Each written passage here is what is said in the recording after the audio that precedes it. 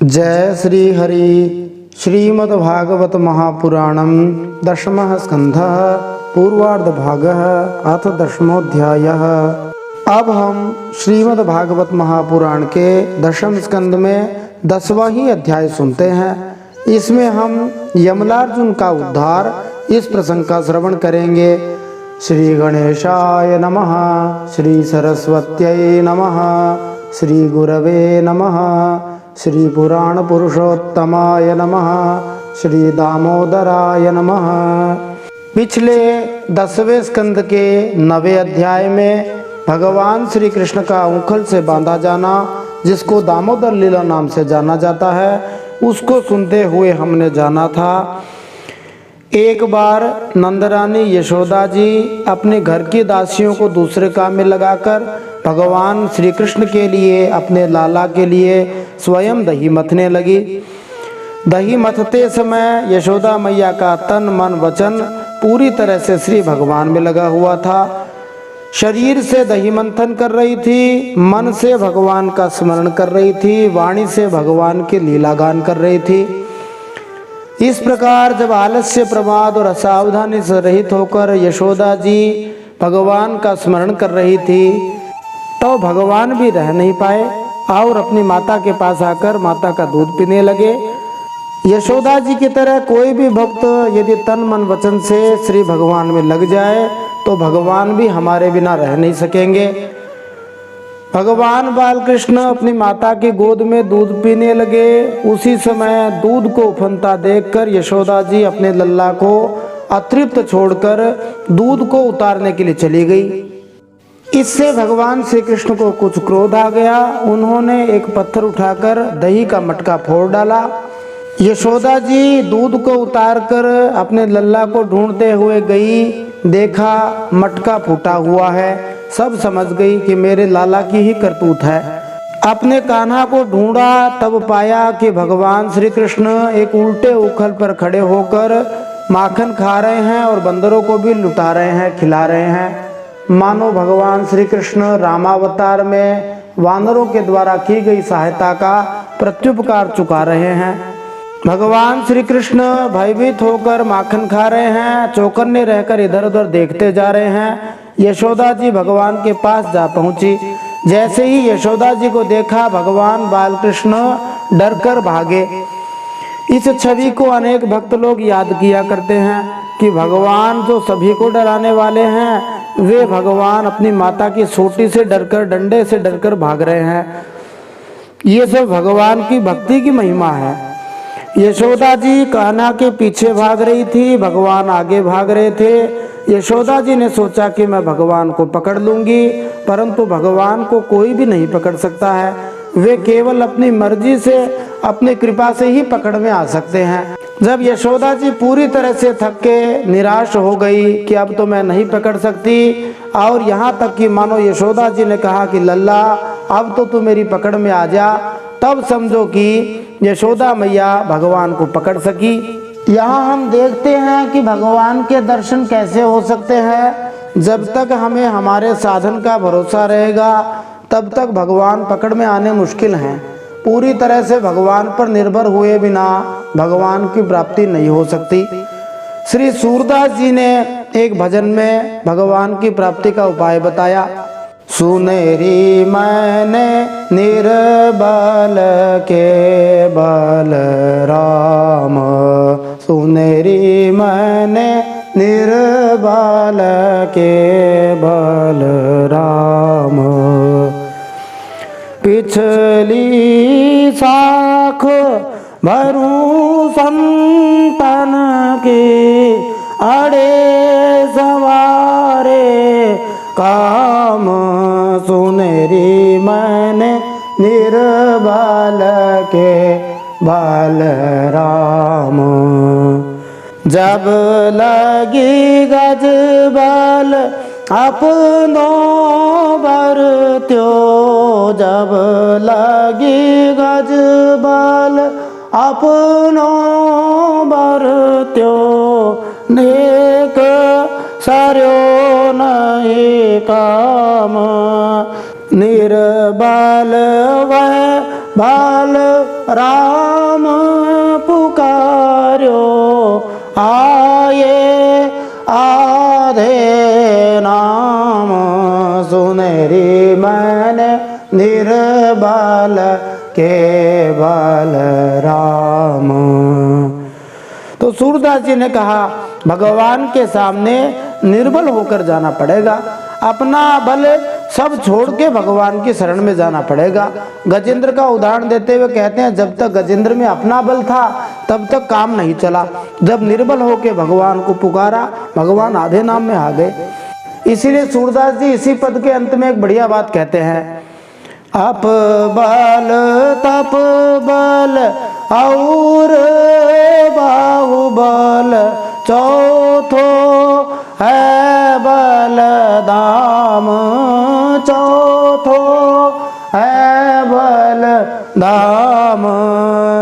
सूर किशोर कृपा ते सब बल, सूर किशोर कृपा ते सब बल, हारे को हरि नाम सुनेरी मन निर्बल ये बल राम।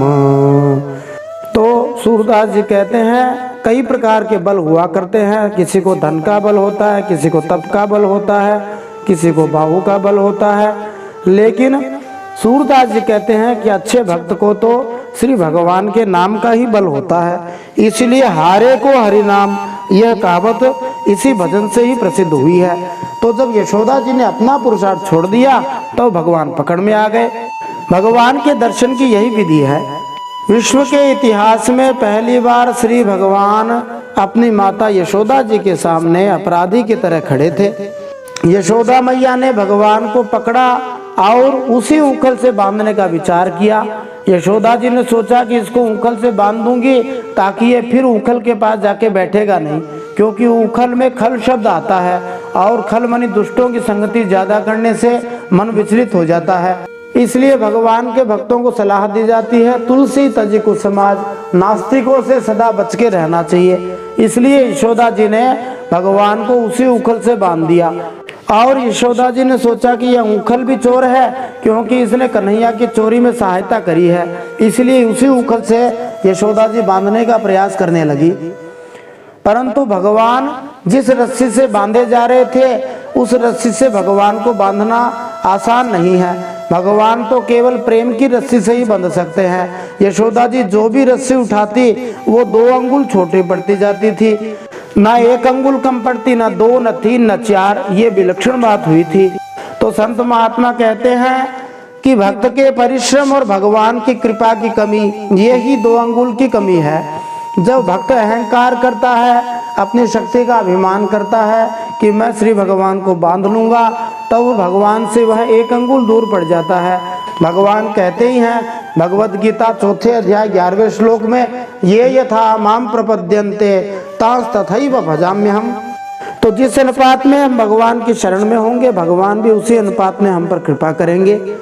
तो भगवान भी भक्तों की नकल करने वाले हैं। तो समझो कि प्रत्येक व्यक्ति को केवल भगवान की कृपा पर निर्भर रहना चाहिए। हमें तो यही सोचना चाहिए, मेरा आपकी कृपा से सब काम हो रहा है, मेरा आपकी कृपा से सब काम हो रहा है। श्री भगवान की कृपा से ही हमारे सभी काम होने वाले हैं।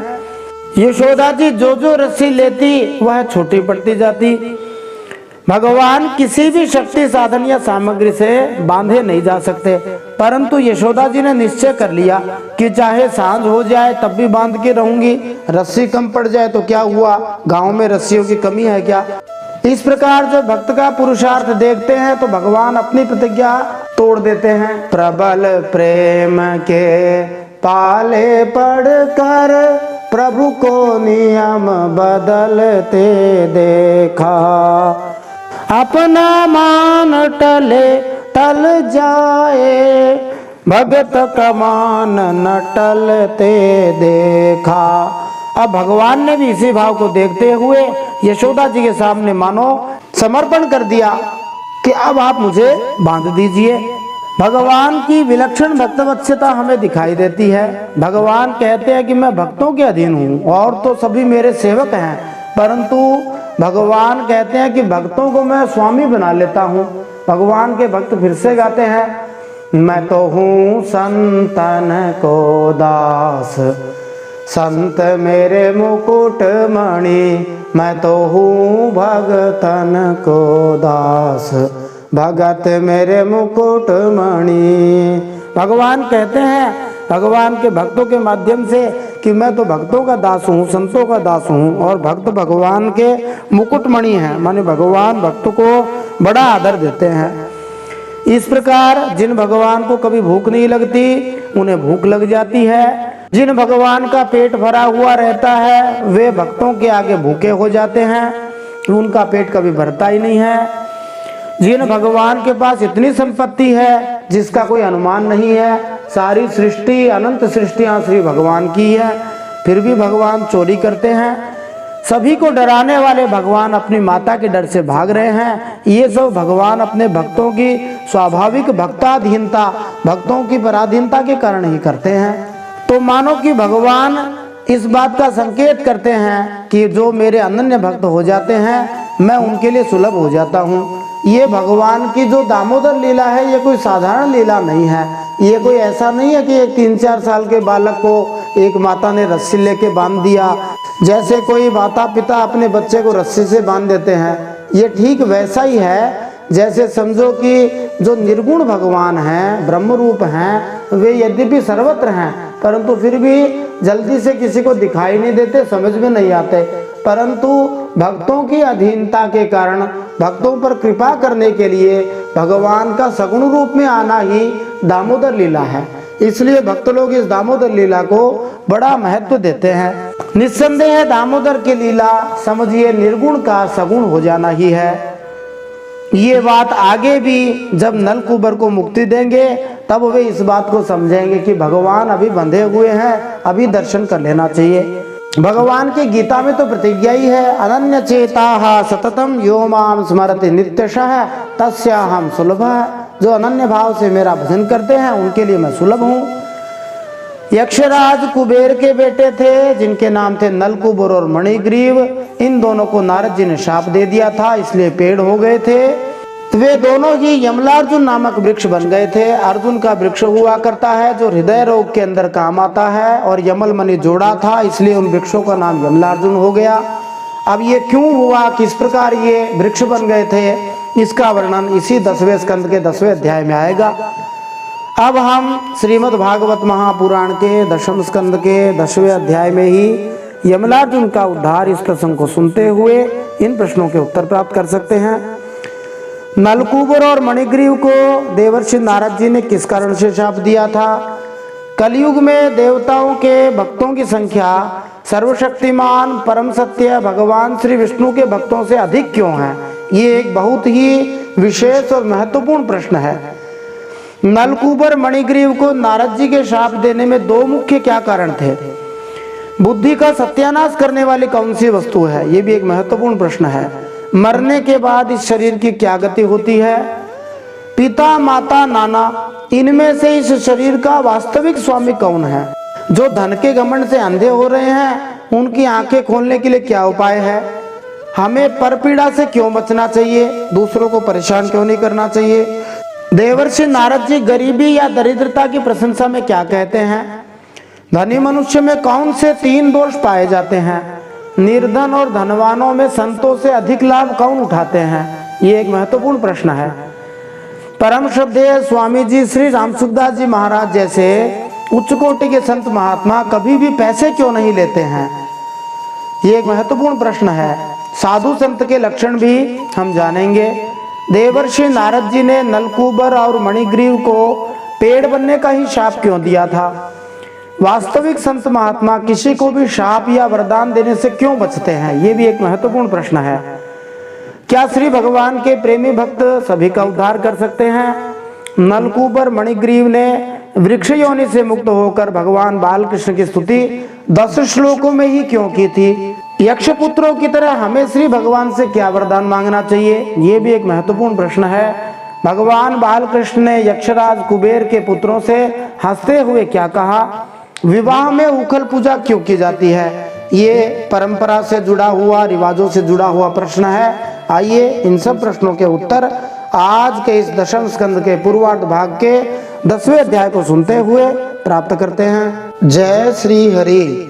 नारायणं नमस्कृत्य नरं चैव नरोत्तमं देवीं सरस्वतीं व्यासं ततो जयमुदीरयेत्।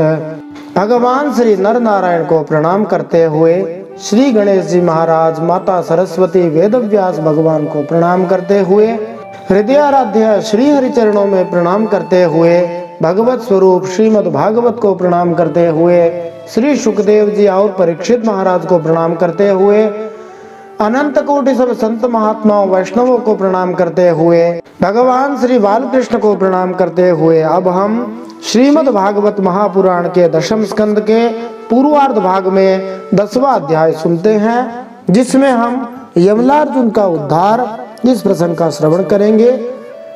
श्रीमद् भागवत महापुराणम दशमः स्कंधः पूर्वार्ध भागः अथ दशमोऽध्यायः। राजोवाच कथ्यतां भगवन्नेतत् तयोः शापस्य कारणं यत्तद् विगर्हितं कर्म येन वा देवर्षेस्तमः।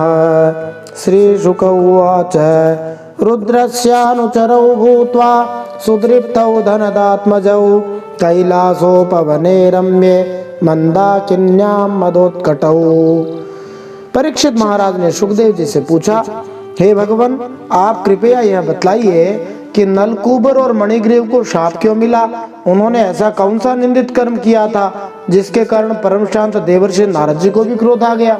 श्री सुखदेव जी ने कहा, नलकूबर और मणिग्रीव ये दोनों एक तो धनाध्यक्ष कुबेर के लाडले लड़के थे, दूसरे इनकी गिनती हो गई रुद्र भगवान के सेवकों में।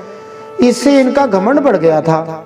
वारुणी मदिरां पीत्वा मदा घूर्णितलोचनौ स्त्रीजनैरनुगायद्भिश्चेरतुः पुष्पिते वने अन्तः प्रविश्य गंगाया मम्भोजवनराजिनी चिक्रीडतुर्युवतिभिर्गजाविव करेणुभिः। एक दिन नलकूबर और मणिग्रीव मंदाकिनी के तट पर कैलाश के सुंदर बगीचे में वारुणी मदिरा पीकर मदोन्मत्त हो गए थे। नशे से आंखें घूम रही थी। बहुत सी स्त्रियां उनके साथ गा रही थी, बजा रही थी और वे पुष्पों से लदे हुए वन में उनके साथ विहार कर रहे थे। यहाँ पर मानो इस बात का उत्तर दिया गया है कि आखिर देवताओं के भक्तों की संख्या वैष्णवों से अधिक क्यों है?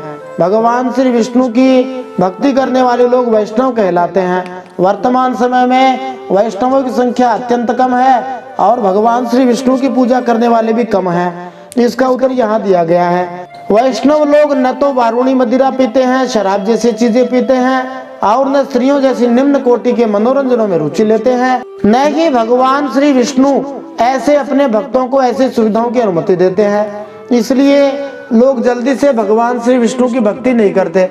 यद्यपि ऐसा न करके वे मूढ़ता ही करते हैं। अंतिम शक्ति तो भगवान श्री विष्णु ही है और मूल भी भगवान श्री विष्णु ही है। इसलिए दूसरे देवताओं की पूजा भी घूम फिर के जाने तो भगवान विष्णु के ही पास है।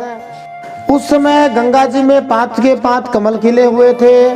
वे स्त्रियों के साथ जल के भीतर घुस गए और जैसे हाथियों का जोड़ा हथनियों के साथ जल क्रीड़ा कर रहा हो, वैसे ही वे दोनों उन युवतियों के साथ तरह तरह की क्रीड़ा करने लगे।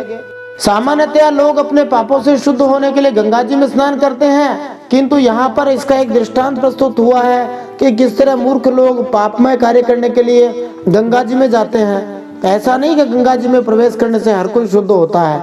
आध्यात्मिक अथवा भौतिक सभी कार्य मनुष्य की मानसिक दशा पर निर्भर करते हैं। तो ये कुबेर के पुत्र गंगा जी के अंदर भी इस प्रकार से खेल खेल रहे हैं।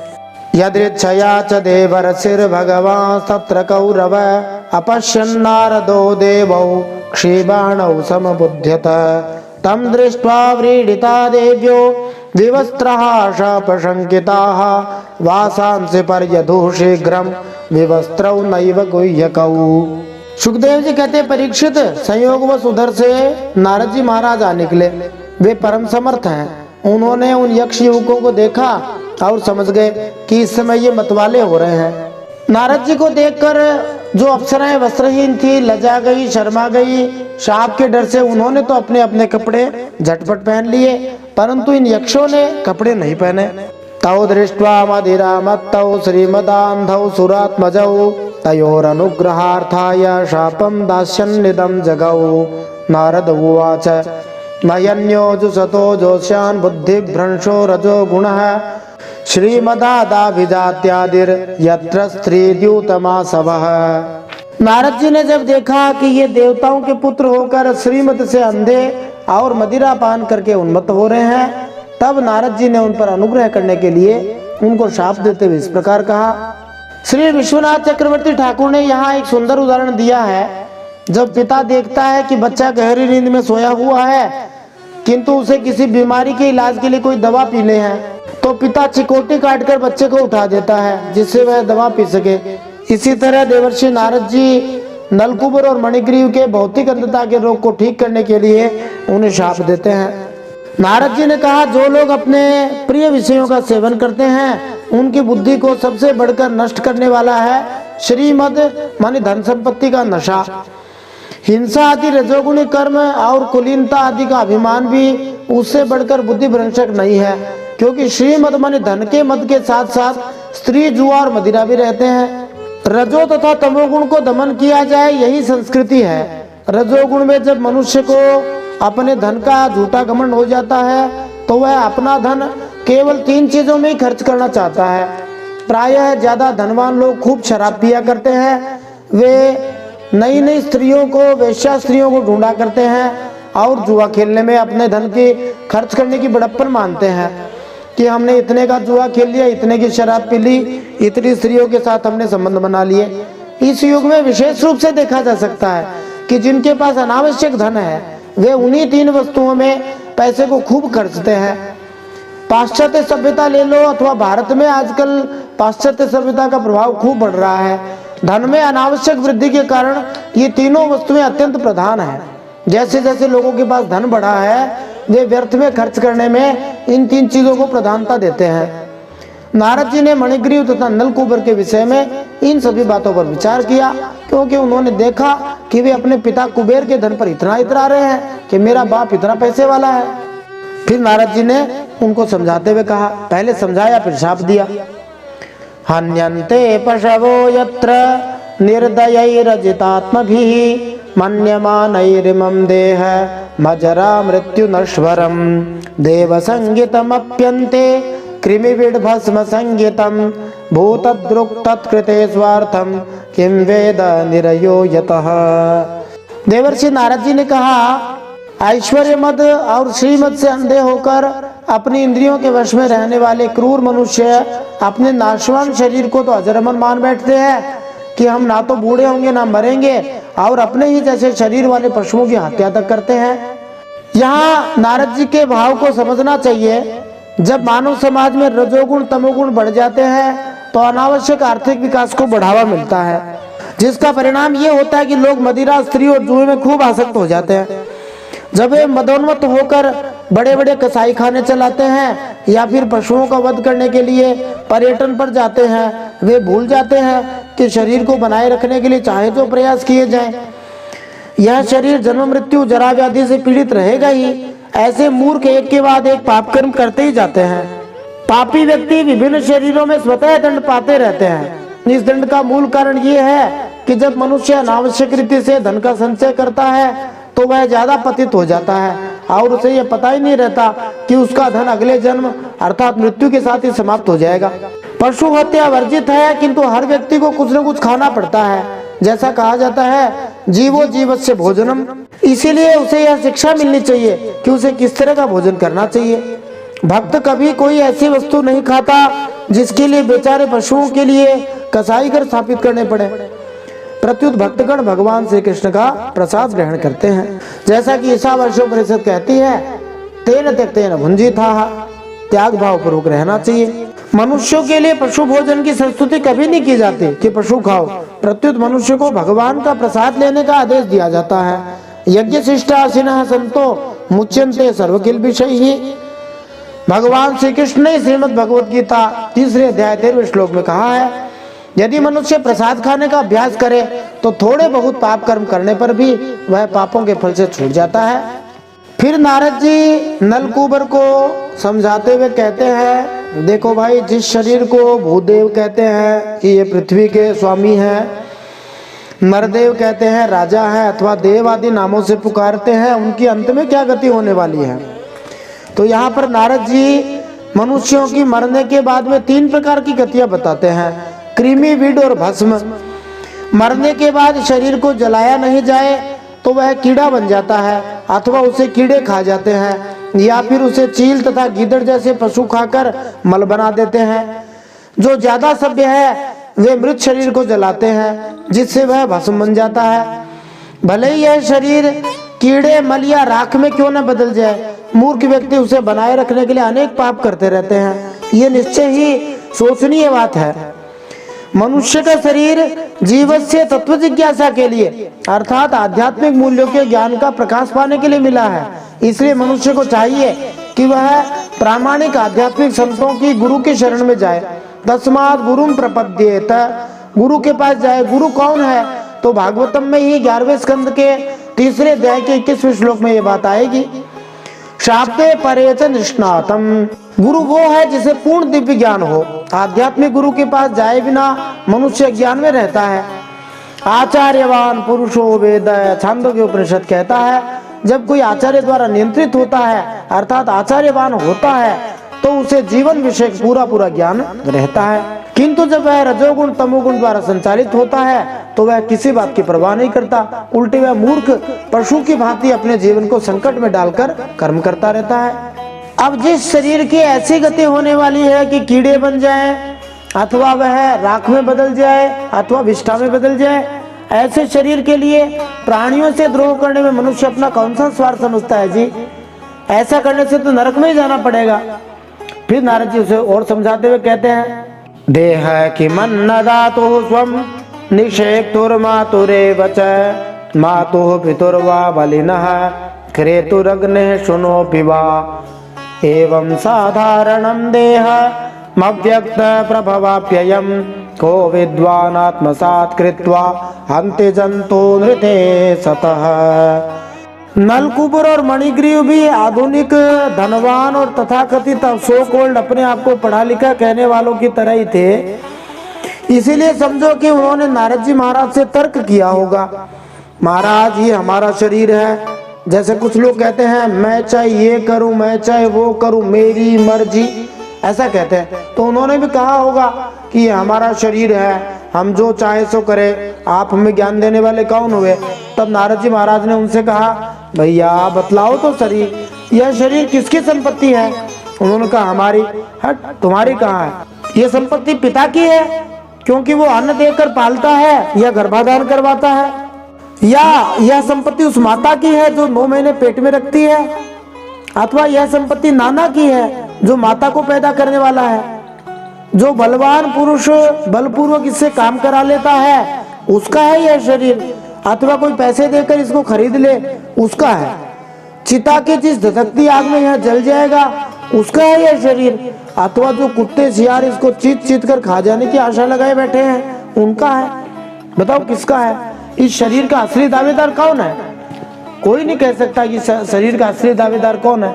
ये तो पंचायती धर्मशाला है, कुछ समय के लिए मिली है। जितना अनासक्त होकर रहेंगे उतना प्रसन्न रहेंगे। महाराज जी ने कहा, देखो ये शरीर एक साधारण सी वस्तु है, इसको बहुत बड़ा चढ़ाकर मत समझो। प्रकृति से पैदा होता है, उसी में समा जाता है। ऐसी स्थिति में मूर्ख पशुओं के अलावा ऐसा कौन बुद्धिमान होगा जो इसको अपना आत्मा मानकर दूसरों को कष्ट देगा, उनके प्राण लेगा? नास्तिक लोग आत्मा में विश्वास नहीं करते, तो भी जब तक कोई क्रूर न हो तब तक वह पशुओं की व्यर्थ हत्या क्यों करेगा? शरीर पदार्थ के संयोग की अभिव्यक्ति है। प्रारंभ में यह कुछ नहीं था, किंतु पदार्थ के संयोग में यह अस्तित्व में आया।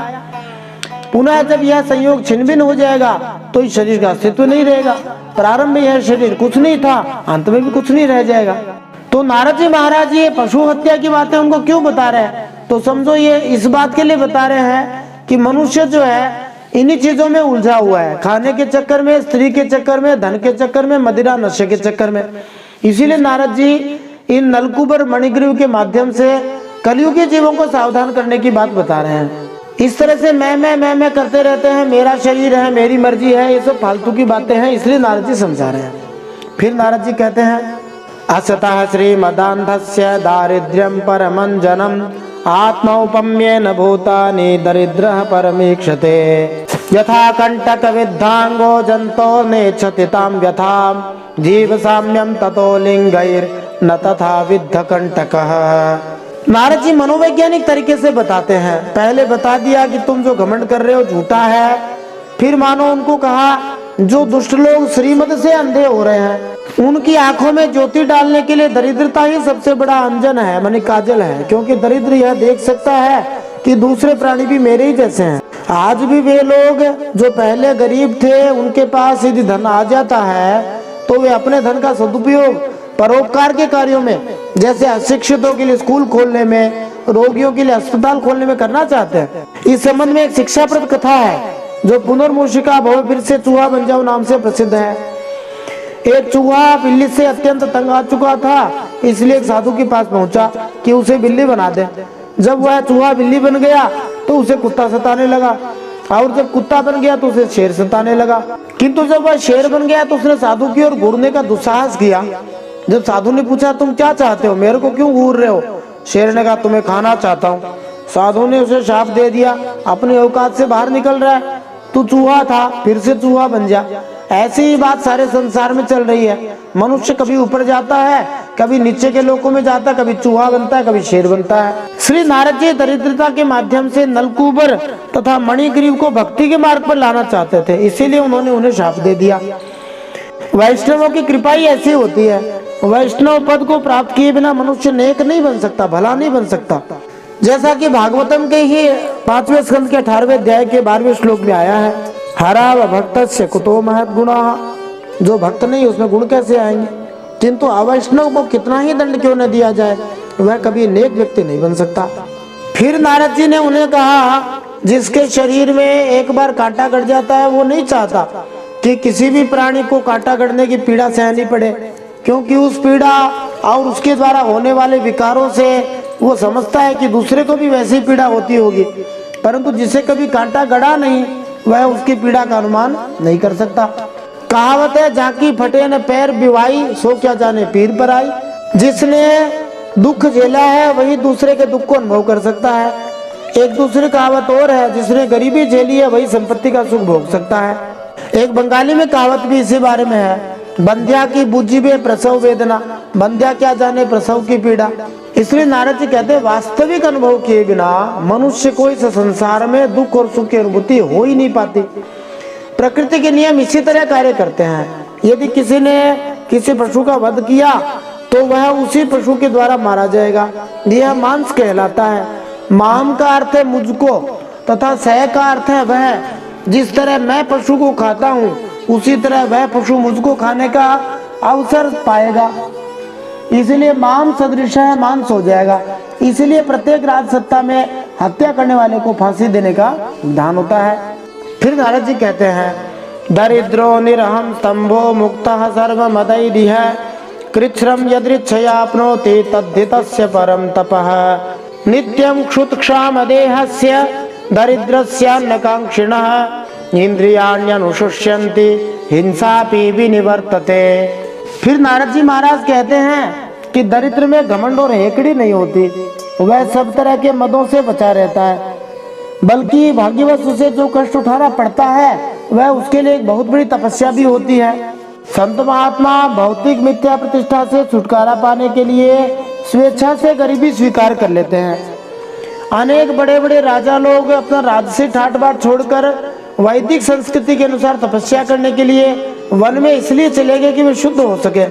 किंतु जो स्वेच्छा से ऐसा नहीं कर सकता वह यदि दरिद्र बन जाता है तो स्वतः तपस्या करने लगता है। तपस्या हर एक के लिए कल्याणकारी है। क्योंकि इससे भौतिक बंधन से छुटकारा मिल जाता है। इसलिए जिसे अपनी भौतिक स्थिति का बहुत गर्व हो तो उसकी मूर्खता ठीक करने के लिए सबसे बढ़िया उपाय यही है कि उसे गरीब बना दिया जाए। दारिद्र्य दोषो गुण राशि नाशी।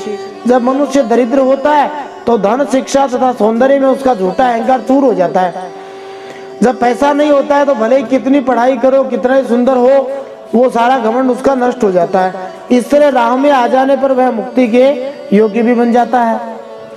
फिर नारद जी कहते हैं, जिसे प्रतिदिन भोजन के लिए अन्न जुटाना पड़ता है, भूख से जिसका शरीर दुबला पतला हो गया है, उस गरीब की इंद्रियां भी ज्यादा विषय भोगना नहीं चाहते, सूख जाते हैं, और फिर वह अपने भोगों के लिए दूसरे प्राणियों को सताता भी नहीं है, उनकी हिंसा भी नहीं करता।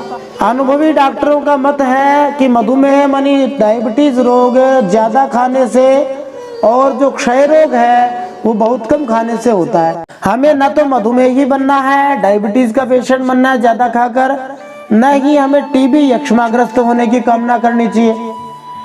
यावद अर्थ प्रयोजनम, हमें कम खाना चाहिए और इस शरीर को भगवान की भक्ति में आगे बढ़ाने के लिए दुरुस्त रखना चाहिए।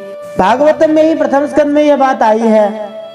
मानव जीवन का असली कार्य अपने आप को आत्म साक्षात्कार के लिए स्वस्थ रखना है। मानव जीवन इंद्रियों को वृथा हट्टा कट्टा बनाने के लिए नहीं है, जिससे वह बीमार हो जाए, लड़ाई झगड़े की भावना लेकर ईर्ष्यालु बन जाए। किंतु इस कलयुग में मानव सभ्यता का इतना पतन हुआ है, इतना विपथन भी हुआ है कि लोग व्यर्थ ही अर्थ विकास में वृद्धि करके ज्यादा से ज्यादा कसाई खाने खोल रहे हैं, ज्यादा से ज्यादा शराब की दुकानें खोल रहे हैं और ज्यादा से ज्यादा वेश्यालय खोल रहे हैं। इस तरह सारी सभ्यता चौपट होती जा रही है। तो नारद जी मानो सभी को सावधान कर रहे हैं कि वास्तव में ज्यादा पैसा आए वही खुरापात की जड़ है। ज्यादा पैसा आ जाता है तो वो तरह तरह के उत्पाद करता है, उसको खर्चने की उसकी बुद्धि लगी रहती है। इसलिए नारद जी कहते हैं गरीबी सबसे बढ़िया है।